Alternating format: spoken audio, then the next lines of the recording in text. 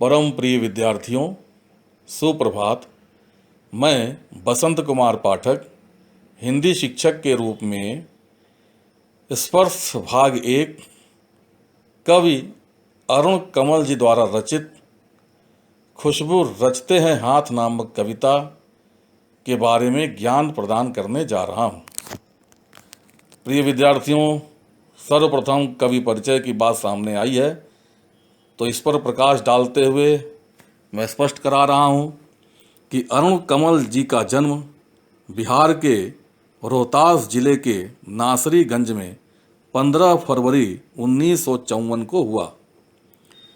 ये इन दिनों पटना विश्वविद्यालय में प्राध्यापक हैं। इन्हें अपनी कविताओं के लिए साहित्य अकादमी पुरस्कार सहित कई अन्य पुरस्कारों से भी सम्मानित किया गया। इन्होंने कविता लेखन के अलावा कई पुस्तकों और रचनाओं का अनुवाद भी किया। अरुण कमल की प्रमुख कृतियां हैं अपनी केवल धार, सबूत, नए इलाके में, पुतली में संसार, ये चारों कविता संग्रह तथा कविता और समय, यह आलोचनात्मक कृति है। इनके अलावा अरुण कमल ने मायको वयस्की की आत्मकथा और जंगल बुक का हिंदी में और हिंदी के युवा कवियों की कविताओं का अंग्रेजी में अनुवाद किया, जो वॉयसेज नाम से प्रकाशित हुआ। प्रिय विद्यार्थियों, आधुनिक काल के प्रायः सभी कवियों ने अपनी कविताओं को खड़ी बोली में ही लिखा। कोशिश यह रहती थी कि बोलचाल की भाषा का प्रयोग किया जाए, लय छंदों का उसमें समावेश हो। तो इनकी कविताएं जितनी आप बीती हैं उतनी ही जग बीती भी। कहने का तात्पर्य यह है कि अपने ऊपर जो घटनाएं घटित हुई, जिसका इन्होंने अनुभव किया, उसी तरह से संसार को भी जिस तरह का अनुभव प्राप्त होता है, जिस तरह की परिस्थितियां समाज के सामने आती हैं, उसे देखकर समझकर इन्होंने अपनी काव्य रचनाओं में मुख्य विषय बनाया। इनकी कविताओं में जीवन के विविध क्षेत्रों का चित्रण है। इस विविधता के कारण इनकी भाषा में भी विविधता के दर्शन होते हैं। ये बड़ी कुशलता और सहजता से जीवन प्रसंगों को कविता में रूपांतरित कर देते हैं। इनकी कविता में वर्तमान शोषण मूलक व्यवस्था के खिलाफ आक्रोश, नफरत और उसे उलटकर एक नई मानवीय व्यवस्था का निर्माण करने की आकुलता अर्थात बेचैनी, व्याकुलता सर्वत्र दिखाई देती है। तो बच्चों, प्रस्तुत पाठ में जो पहली कविता है नए इलाके में, इस समय वह सिलेबस पाठ्यक्रम से हटा दी गई है। तो मैं आपको खुशबू रचते हैं हाथ के बारे में ही बताने जा रहा हूँ। तो बच्चों, अरुण कमल द्वारा रचित कविता खुशबू रचते हैं हाथ एक संवेदनशील और मार्मिक रचना है। इस कविता में कवि ने सामाजिक विषमताओं को बेनकाब किया है। अमीर गरीब में कितना अंतर है, किस तरह से गरीबों को अनेक प्रकार की समस्याओं का सामना करना पड़ रहा है। आमदनी है नहीं, मेहनत जितना करते हैं उसके अनुसार उनको वेतन नहीं मिलता, उनकी सुख सुविधाओं का कोई ध्यान नहीं देता, बल्कि उनका शोषण करने में जिस तरह से लोग लगे हैं, इन कारणों से उन गरीबों को कितनी समस्याओं का सामना करना पड़ता है जीवन में, इसका सजीव चित्रण किया गया है। कवि ने तो अपनी काव्य पंक्तियों के माध्यम से समाज में वर्ग भेद का बहुत कट्टर विरोध किया है। कवि का कथन है कि समाज का वह वर्ग जो लोगों का जीवन खुशहाल बना रहा है, सौंदर्य की सृष्टि कर रहा है, वही वर्ग स्वयं अभाव में, गंदगी में जीवन बसर करने के लिए मजबूर बाध्य है। लोगों के जीवन में सुगंध बिखेरने वाले हाथ खुद भयावह स्थितियों में अपना जीवन बिताने के लिए मजबूर हैं। यह जीवन की विडंबना नहीं तो और क्या है कि खुशबू रचने वाले ये हाथ शहर के दूर दराज के सबसे गंदे और बदबूदार इलाकों में जीवन बिता रहे हैं। स्वस्थ समाज के निर्माण में योगदान देने वाले ये लोग इतने उपेक्षित क्यों हैं? इनको इतना इग्नोर क्यों किया जाता है, नज़रअंदाज क्यों किया जाता है? कोई इनकी ओर ध्यान क्यों नहीं देता? इस बात की चेतना उच्च वर्ग में, धनी वर्ग में लाना ही इस कविता का सही मायने में केंद्रीय भाव कहा जा सकता है, मुख्य विषय कहा जा सकता है। प्रिय विद्यार्थियों, कवि परिचय के पश्चात जहाँ तक पाठ प्रवेश की बात है, तो अंत में जो प्रकाश मैंने डाला है, लगभग वही बातों को यहाँ दोहराया गया है। बताया गया है कि इस पाठ की कविता खुशबू रचते हैं हाथ, सामाजिक विषमताओं को बेनकाब करती है। यह किसकी और कैसी कारस्तानी है कि जो वर्ग समाज में सौंदर्य की सृष्टि कर रहा है, सौंदर्य की रचना कर रहा है, वही वर्ग अभाव में, गंदगी में जीवन बसर कर रहा है। लोगों के जीवन में सुगंध बिखेरने वाले हाथ भयावह स्थितियों में अपना जीवन बिताने को मजबूर हैं। क्या विडंबना है कि खुशबू रचने वाले ये हाथ दूर दराज के सबसे गंदे और बदबूदार इलाकों में जीवन बिता रहे हैं। स्वस्थ समाज के निर्माण में सहयोग करने वाले ये लोग इतने उपेक्षित हैं। आखिर कब तक? यह प्रश्न कवि समाज के सामने रख रहा है। तो प्रिय विद्यार्थियों, पूर्व की 2 स्लाइडों में कवि परिचय की चर्चा हुई। कवि परिचय की चर्चा करते हुए भी मैंने प्रकाश डाला था कि वास्तव में कवि ने इस कविता में क्या क्या भावनाएं प्रकट की है। पाठ प्रवेश के अंतर्गत भी जो बातें थी उसकी चर्चा की गई। अब मुख्य जो विषय है इस कविताओं की व्याख्या, उस पर मैं प्रकाश डालने जा रहा हूँ। आप विशेष ध्यान दें। प्रिय विद्यार्थियों, खुशबू रचते हैं हाथ कविता की पंक्तियाँ इस प्रकार से हैं। कई गलियों के बीच, कई नालों के पार, कई गलियों के बीच, कई नालों के पार, कूड़े करकट के ढेरों के बाद, बदबू से फटते जाते इस टोले के अंदर, खुशबू रचते हैं हाथ, खुशबू रचते हैं हाथ। उभरी नसों वाले हाथ, घिसे नाखूनों वाले हाथ, पीपल के पत्ते नए नए हाथ, जूही की डाल से खुशबूदार हाथ। गंदे कटे पिटे हाथ, जख्म से फटे हुए हाथ, खुशबू रचते हैं हाथ, खुशबू रचते हैं हाथ। तो बच्चों, जहाँ तक शब्दार्थ की बात है, कूड़े करकट का अर्थ होता है गंदगी के ढेर, टोले का अर्थ होता है छोटी बस्ती, जूही की डाल अर्थात एक खुशबूदार फूल की डाल, और जख्म का अर्थ होता है घाव। प्रिय विद्यार्थियों, कवि के अनुसार वर्ग भेद और सामाजिक विषमता के प्रति उपेक्षा रखते हुए उन वर्गों के रहने सहने के स्थान का उन्होंने विश्लेषण किया है, उसके बारे में उन्होंने जानकारी समाज के सामने रखी है। उनका कथन है कि वे निम्न वर्ग के लोग कई गलियों के बीच, नालों के पार, कूड़े करकट के उस ढेर के पास बसी गंदी बस्तियों में रहते हैं, जहाँ बदबू से नाक फट जाती है। जीवन की विडंबना यह है कि बदबूदार स्थानों पर रहने वाले यही हाथ उच्च वर्ग के लिए खुशबूदार उपादानों का, विभिन्न सामग्रियों की रचना करते हैं। अपने हाथ से खुशबू फैलाने वाली अगरबत्तियों का निर्माण करते हैं।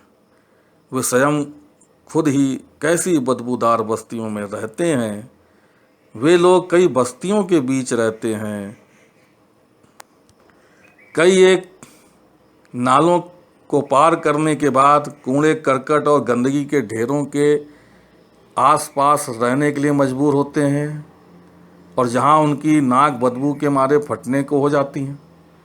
इस प्रकार के स्थान पर टोला बनाकर, बस्ती बनाकर ये लोग रहते हैं, और इनकी यह विशेषता है कि यह स्वयं ऐसे गंदे स्थानों पर भले रह रहे हों, लेकिन अपने ही हाथों से दूसरों के लिए खुशहाल जीवन बनाने के लिए, वातावरण को सुगंधित बनाने के लिए एक से एक खुशबूदार अगरबत्तियों की रचना करते हैं।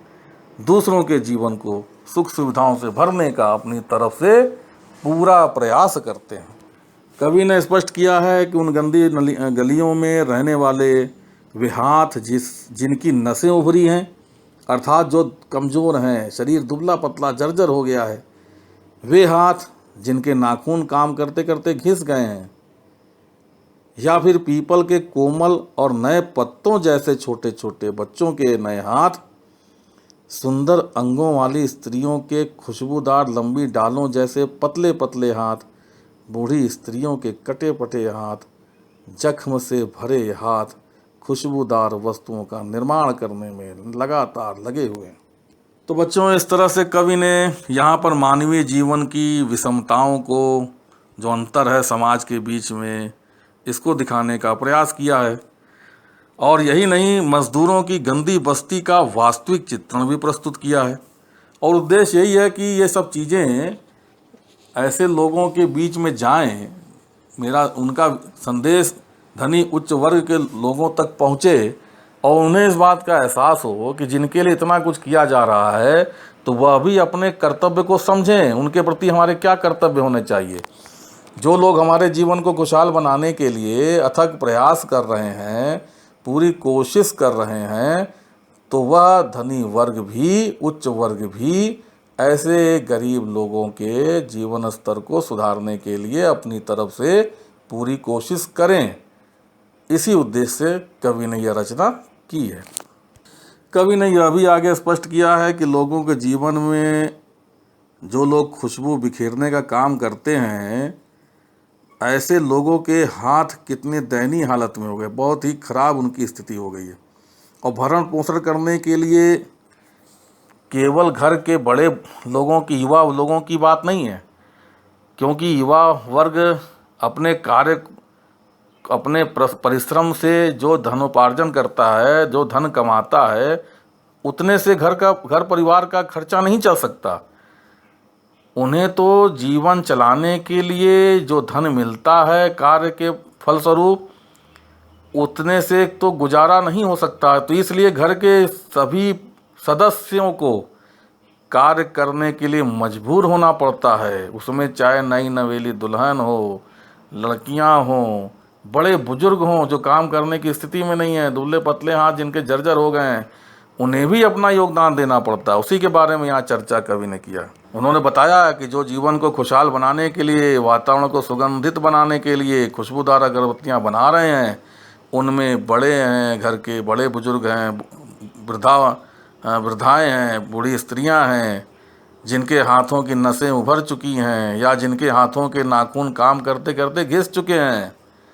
अगरबत्तियाँ बनाने वालों में वे नन्हे बालक बालिकाएं भी हैं जिनके हाथ पीपल के पत्तों के समान कोमल हैं। और यही नहीं, नव युवतियाँ भी हैं जिनके हाथ जूही के फूल की डाली के समान खुशबूदार हैं। इनमें काम की अधिकता के कारण गंदे हाथों वाले और कटे हाथों वाले मजदूर भी हैं, और अपने मालिक, पति या पिता की मार खाए हुए हाथ भी हैं। कुछ मजदूर तो ऐसे हैं जिनके हाथों में घाव हो चुका है, फिर भी वे काम किए जा रहे हैं। इतनी विपत्तियों के बावजूद ये काम करते चले आ रहे हैं। तो बच्चों, जहाँ तक काव्य सौंदर्य की बात है, भाषा सरल सहज और प्रवाहमयी है। यहाँ पर खड़ी बोली का सटीक प्रयोग किया गया है। भाषा सरल सहज और प्रवाहमयी है। चित्रात्मक और वर्णनात्मक शैली का प्रयोग किया गया है और छंद मुक्त काव्य है। जीवन के विविध क्षेत्रों का सजीव चित्रण किया गया है। कहीं कहीं उर्दू शब्दों का भी प्रयोग किया गया है। और पीपल के पत्ते से नए नए हाथ, जूही की डाल से खुशबूदार हाथ, इसमें उपमा अलंकार है। और अलंकारों के बारे में मैंने आपको एक फूल की चाह जब पाठ पढ़ाया था तो जानकारी दी थी। उसके आधार पर आप सरलता से इस बात को पहचान जाएंगे। शेष चर्चा अगले पद्यांश में करने जा रहा हूँ, कृपया आप विशेष ध्यान दें। प्रिय विद्यार्थियों, खुशबू रचते हैं हाथ नामक कविता की अन्य पंक्तियां इस प्रकार से हैं। गंदे कटे पिटे हाथ, जख्म से फटे हुए हाथ, खुशबू रचते हैं हाथ, खुशबू रचते हैं हाथ। यहीं इस गली में बनती हैं मुल्क की मशहूर अगरबत्तियाँ, यहीं इस गली में बनती हैं मुल्क की मशहूर अगरबत्तियाँ। इन्हीं गंदे मोहल्लों में के गंदे लोग बनाते हैं केवड़ा, गुलाब, खस और रात रानी अगरबत्तियाँ। केवड़ा, गुलाब, खस और रात रानी अगरबत्तियाँ। दुनिया की सारी गंदगी के बीच, दुनिया की सारी गंदगी के बीच, दुनिया की सारी खुशबू रचते हैं, रचते रहते हैं हाथ, रचते रहते हैं हाथ, खुशबू रचते हैं हाथ, खुशबू रचते हैं हाथ। अत्यंत मर्मस्पर्शी इन कविताओं की जो बातें हैं वो मैं स्पष्ट रूप से आपको बताने जा रहा हूँ, कृपया ध्यान दें।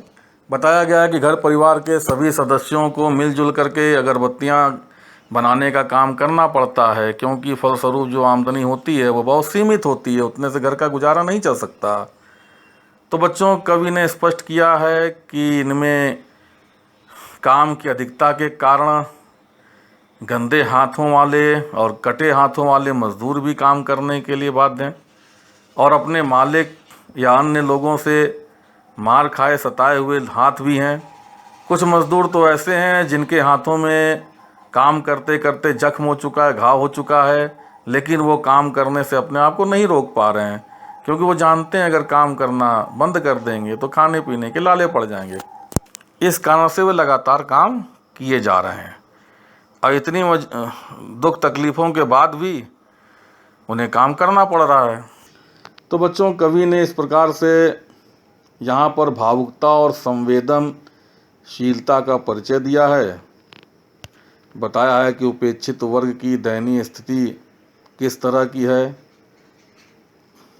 उनकी इस दशा को देखकर धनी वर्ग, उच्च वर्ग उनके जीवन के सुधार के लिए, बुनियादी आवश्यकताओं की पूर्ति के लिए अपनी तरफ से योगदान दे, मदद करे।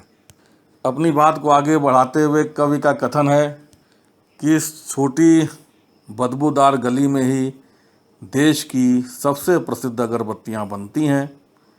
इन गंदे मोहल्लों में रहने वाले, गंदे कहलाने वाले लोग ही सबसे प्रसिद्ध केवड़े, गुलाब, खस, रात रानी की सुगंधित अगरबत्तियां बनाते हैं। दुनिया की सबसे गंदी जगहों पर ये हाथ खुशबू से भरी अगरबत्तियों को बनाने का कार्य करते हैं। कवि का कथन है कि यद्यपि ये मजदूर वर्ग खुद दुनिया भर की गंदगी के बीचों बीच रहकर जीवन यापन करते हैं और फिर भी अपने हाथों से दुनिया को महकाने वाली खुशबूदार अगरबत्तियां बनाते हैं। वातावरण को सुगंधित बनाने के लिए अगरबत्तियों का निर्माण करते हैं। इस प्रकार वे स्वयं गंदे रहकर भी खुशबू बांटते हैं। यही श्रमिक अपने अथक परिश्रम से लोगों के जीवन को खुशहाल बनाने के लिए भरपूर योगदान देते हैं, खुशबूदार अगरबत्तियां बनाते हैं और सुगंध बिखेरते हैं। अब कब यह प्रश्न भी कर रहा है कि जो लोग इतना श्रम कर करके हम सब के जीवन को खुशहाल बनाने में लगे हैं, धनी उच्च वर्ग की सुख सुविधाओं के लिए अपना भरपूर योगदान देने में लगे हैं और फलस्वरूप उन्हें कम आमदनी हो रही है, फिर भी वह विवशतावश ही सही अपने कदम आगे बढ़ा रहे हैं, क्योंकि उनके पास दूसरा कोई भी विकल्प नहीं है।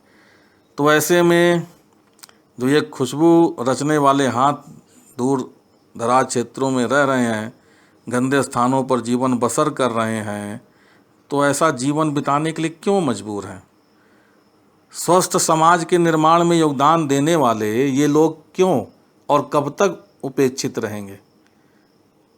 उन्हें पुनः अच्छे इलाकों में विस्थापित करना, उन्हें बसाने की जिम्मेदारी हमारी नहीं है और सामान्य जीवन व्यतीत करने की परिस्थितियां उपलब्ध कराने के लिए क्या हम अपना योगदान नहीं दे सकते हैं?